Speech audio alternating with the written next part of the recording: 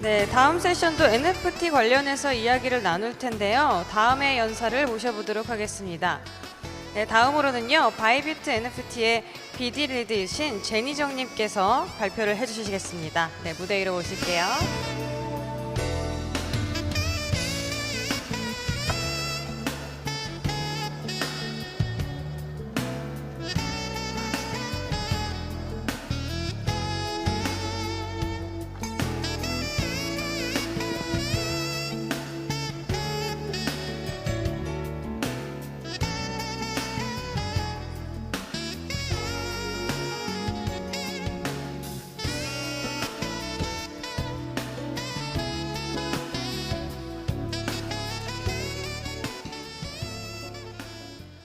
Hello everybody, my name is Jenny and I am the BD lead of Bybit NFT Marketplace.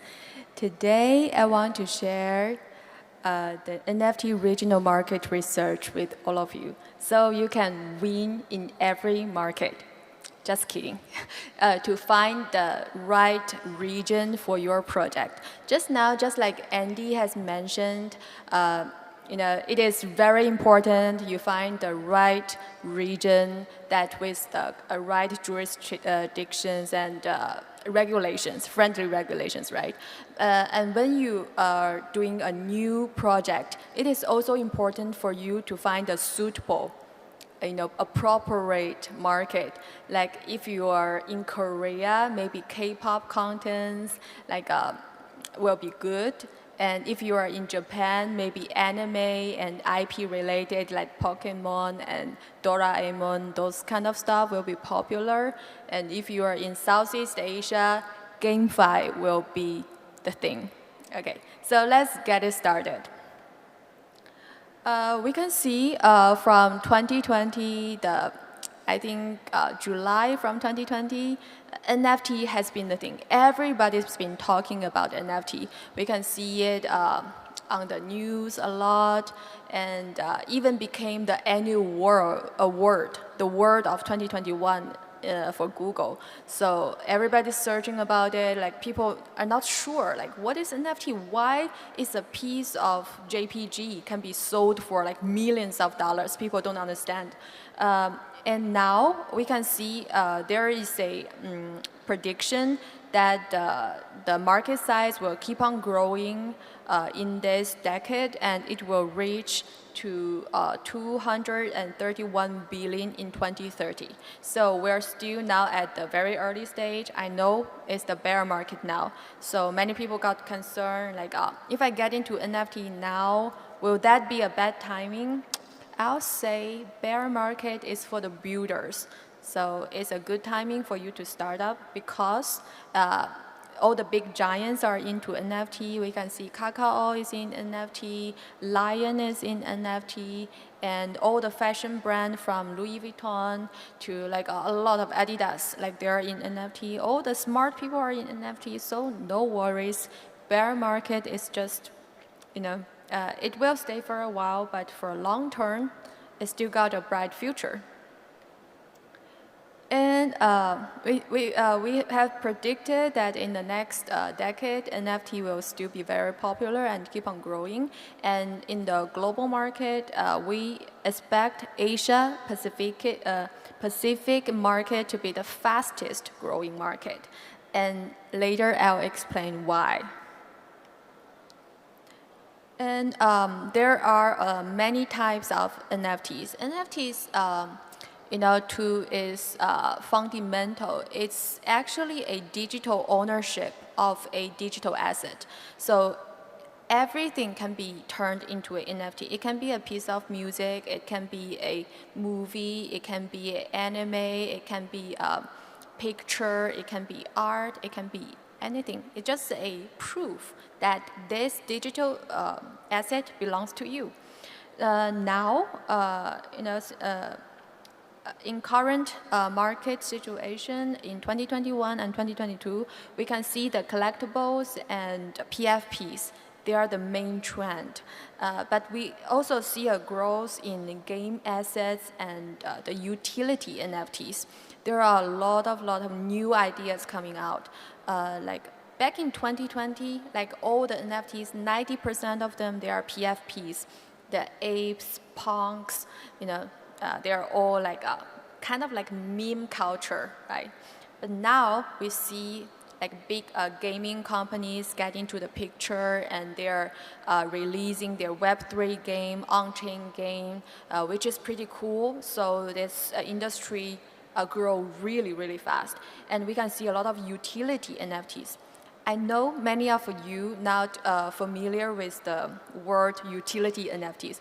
For example, a pass can be an NFT.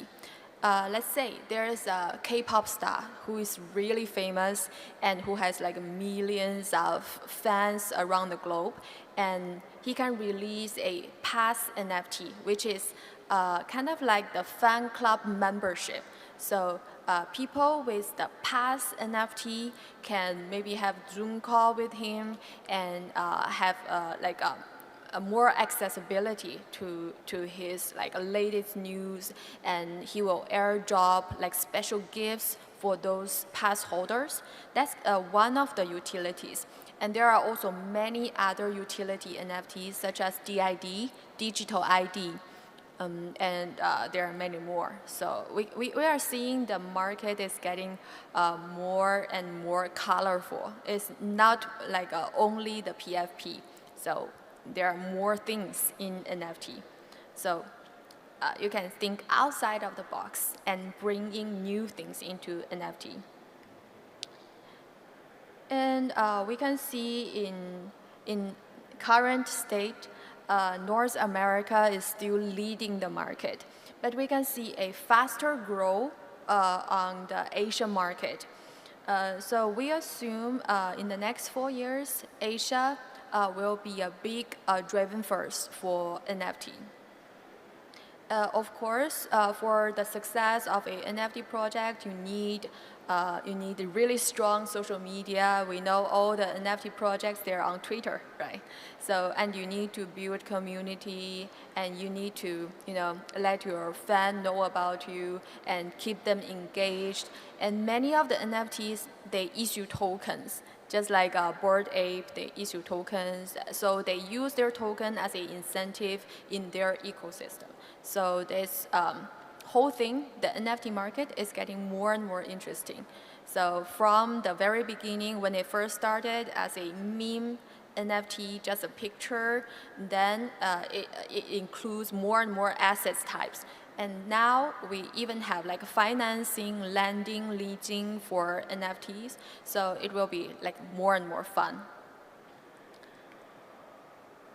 And trends in 2022, we can see more and more asset types. I'll jump the user and price. The price, 50% of the transactions are under $200 is because it's a bear market. But in early of this year, like many of the NFTs, they're selling at like tens of ETH. So we can, when the market goes back, we can see the price will be bouncing back too. The asset types, the popular asset types includes digital art, music, game assets, and collectibles, sports, like NBA Top Shop, memes. There are like so many like a really interesting meme like doodles, domain names, which is the DID, digital ID, and virtual fashion. Like you can try on the latest fashion in Paris in the metaverse with NFTs, which is really cool. I see many of the Korean projects are entering into this virtual fashion industry. I see many good projects such as Altava, and also like a tweet can be an NFT, like a ticket can be an NFT, like pop, like a proof of your attendance of a meeting can be an NFT. So the range of NFT is really wide. Yeah, let's go to the next one. So from now on, I'll like do a few market research on a few region and countries. So because those countries are the hottest, so we did a research on them. First is Russian. For Russia, like game is really big, and cryptocurrency is really big. Obviously, we know why, because there's a war going on, and the fiat money is not stable. So a lot of people turn to cryptocurrency. So we can see 7% of the country population they hold cryptocurrency. So it's huge in Russia. And many of them also play games. So game assets NFT is also a huge trend in Russia. The biggest players in Russia are OpenSea and Rarible. We can see huge growth they're having on Russia. Oh, and one very local NFT marketplace is called VK. It's just like the Telegram in Russia. They have 350 million users. I never used this app, but it seems like it's huge. I asked many of my Russian friends, they all using it. And this VK, they're having their own NFT marketplace, and they're having a huge ambition because they're a local social media, so I guess they will be successful. So they just announced this February. And we can see in Russia, like they're having a lot of new innovations on NFT. Just like the Russian National Museum, they are having their NFT collaboration with BNB. They are turning many of their digital arts into NFTs. Like each art only have two pieces of NFT. One is for auction, the other one they will display in the museum. And each one of the NFT, they have the signature of the artist. So which is pretty cool and a huge success. And there are many local artists in Russia that are modern artists, and they're also very aggressive, and they're very active on OpenSea. We can see many of their works. Here I did a little example, because this one has been sold in 3.5 ETH each, and now the price is around 5,000. Impressive. And in Russia, like I mentioned previously, Russia is a huge game market. So crypto is huge, a game is huge, which means game asset is also huge there. They have a lot of like really good game developers and gamers in Russia. So GameFi is a big thing there. And we can see they are downloading a lot of games. The top 10 or the most popular games in Russia, they are action, like fighting game, card game, action game. So like if you're doing GameFi in those areas, will be popular in Russia. So shooting game, ledger game will be popular in Russia. And modern arts are like well accepted in Russia. The good thing about the Russian market is this market knows crypto well. 7% of the population has the cryptocurrency, so it's a good place to start your business, to start your NFT without a lot of market education. Like if you're going to Africa, you need to let them know like what is a decentralized wallet and what is cryptocurrency. In Russia, you can skip that part.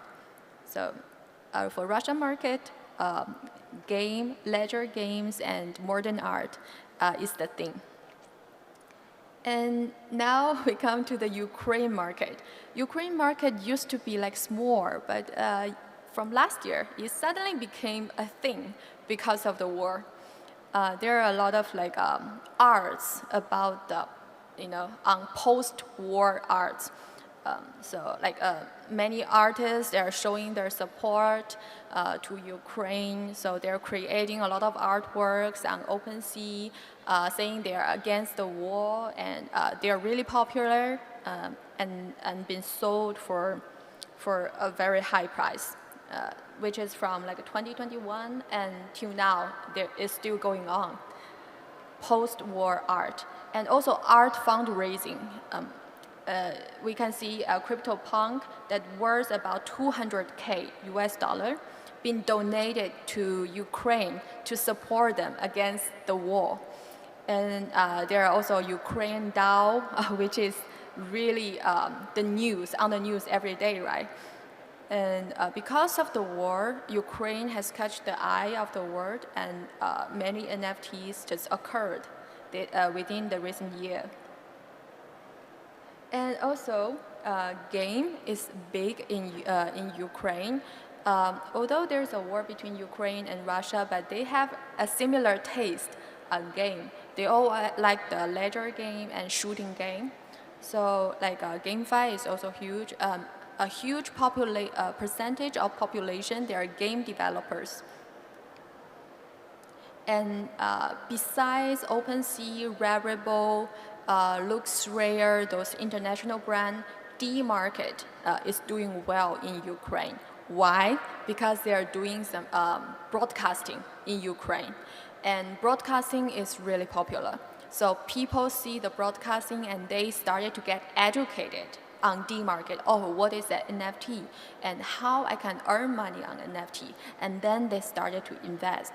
I think that's a very good method to use your influence on Web 2 and convert the users from Web 2 to Web 3. So D-Market, they're quite popular in Ukraine. And we can see they also have some like marketing moves, like they are blocking their Russian users and showing their support to Ukraine. And that also wins the heart of the Ukraine people. And the summary of Ukraine market, basically they are the post-war art, NFT, and the DAOs. All kinds of DAOs that post-war and support Ukraine. And the game market is also big. Ukraine and Russia, they have the similar game taste. They all like the shooting game and the ledger game, card game. And next is the Japanese market. When we think of Japan, we think of Pokemon, we think of Sailor Moon, we think of Doraemon. So Japanese market is all about IP, anime. In Japan, like most of the people, they heard of NFT. It's on the news all the time. The media cover a lot of NFT news, and half of the population understand what is an NFT. But the number of NFT holders are low, so they're watching. They're still, considering. I know what is an NFT, but I haven't buy yet. They are in very early stage, but in Japan, the environment for NFT is really good. As we talked previously, they have the best IPs in the world. So they have a really, really good fundamental for the NFTs. And Lion has opened its own NFT marketplace, and so does the CoinCheck exchange, which is one of the biggest exchange in Japan. And there are some leading players in Japanese NFT market. The first is Record. They have many good IPs. So they launch a lot of IP NFTs. That is their thing. And CoinCheck Exchange, they don't have a lot of NFTs, just like OpenSea. They only launch really limited number of NFTs, but they only launch the big names like a Sandbox, Decentraland. They only launch those big projects. And we also have Rakuten NFT. They have some collaboration with Ultraman, and they have their huge success on the collaboration with the Football League NFT J League. So they're doing really good. Oh, sorry. Okay. And Lion is the KakaoTalk in Japan, everybody's using Line in Japan. And they also had their own, they also opened their own NFT marketplace. So you can buy your Lion Friends NFT on the Lion NFT marketplace. They are still very new, but they are doing good. And there are also many more NFT studios there. So I can say that Japanese market is at its very baby step. We can see those marketplaces came out, they are just started. They just started and they are preparing for the next bull market. Here is a very good use case for a Japanese IP, anime IP NFT success. First, this Astro Boy art been sold by auction for 56 million US dollars. So sorry, not US dollar, it's 56 million yen. And then it became the news, right? So everybody know about it. Oh, a piece of like picture being sold for this expensive. So it's on the news all the time, people talk about it, and then they create a NFT collection with this design, and then they do a little bit like change here and there, and developed 35 designs as a NFT collection. And until now, the second stage is still a PFP. But then they started to develop games, card games, and they started to do like online, offline events, and then it became a NFT phenomena, and then it's a real big success. So this is the standard process for a Japanese IP to become popular. First, you have some news, like whether it's a really expensive auction or it's a collaboration with a celebrity. You have some big news. People started to look at it, and then you launch a NFT collection, and then you attach more utilities to this NFT, like games or like more benefits and utility to the NFT collection. And in Japan is also a big market for games, but this market is a little bit different from the Russia and Ukraine. In here, people they don't play the shooting game or fighting game. They like the role-playing games, and they like to play their games on their mobile phone.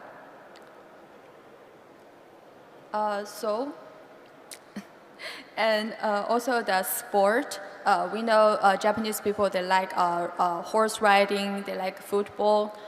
So sport NFT is also a good direction, but people are talking about it a lot, but not many people bought it yet. Why? Because they are like very careful. Japanese people are very careful, so we still need a little bit more time, to convert them into real NFT holders. And Metaverse and SocialFi. There is a really good example. There is a Metaverse platform called Cluster. They have achieved 1 million downloads. And in 2022, 83,000 people have participated in their avatar sales. So in a Japanese market, of course, IP, especially the anime IP, is the key, and people love it. So if you can utilize this part, you will be successful. And here, game is also big, but it's a little bit different from Russia and Ukraine.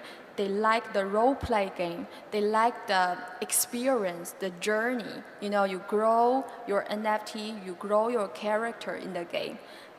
So if you plan to do a GameFi in Japan, maybe you can consider that part. Yeah, Southeast Asia. Southeast Asia is growing really fast, and we all know why. It's because of play to earn. It's because of GameFi. Before, nobody in Southeast Asia even care about crypto, but all of a sudden, everybody started to talk about crypto, and it started to become huge. It's all because of ASIC Infinity and GameFi. So it's so popular, you cannot imagine. the influence of GameFi on Southeast Asia. Take Vietnam, for example. Vietnam has become the fifth of the NFT adoption rate in the world, next to Thailand, Canada, Australia, and Brazil. Obviously, because of the play-to-earn games. They now have 2.19 million users. And they have a lot of games that blockchain games are popular there, and in all these games there are like NFT because all the game assets are naturally NFTs. And game guilds are a very, very important part in Southeast Asia because they provide scholarship, they lend NFTs to those users who cannot afford an NFT, so lowering the entry barrier for the players in Southeast Asia. And they share their profit with the players, and they train the players, so they're playing a very, very important role in Southeast Asia. And in Thailand, it's almost the same like Vietnam.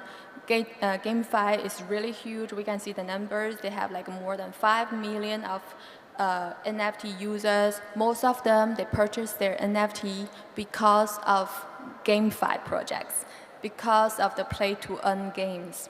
So it's really huge. And YGG is one of the leading game guilds. And there are also many more, like Murray, a good game guilds, and we have the list of the popular game guilds in Southeast Asia. They're leading the market. So Southeast Asia market, so only one thing, GameFi, GameFi, GameFi.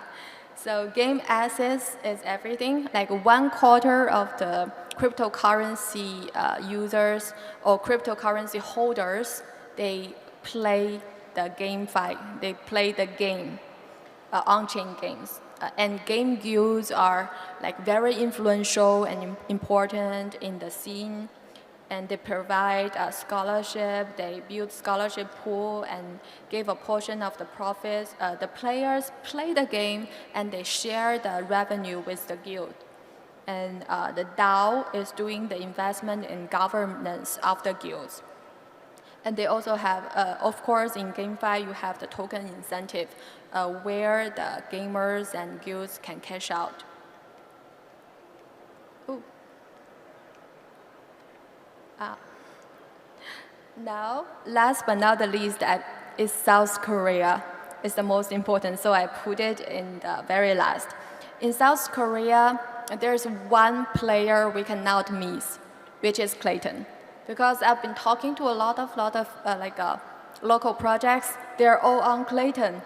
So yeah, we can see the ecosystem, Clayton has the biggest. So yeah, if you plan to work in Korea, maybe you should consider which ecosystem you want to join in. Like you want to join the Clayton ecosystem or the WeMade, Yeah, in Korea, this market is very special. 80% of the Korean on-chain games belong to a certain game economy or aggregator, such as WeMade, Netmarble, or NeoViz. There's a little picture here. And most of the games in Korea, the on-chain games, are reformed from the traditional games. So it's done by the professionals.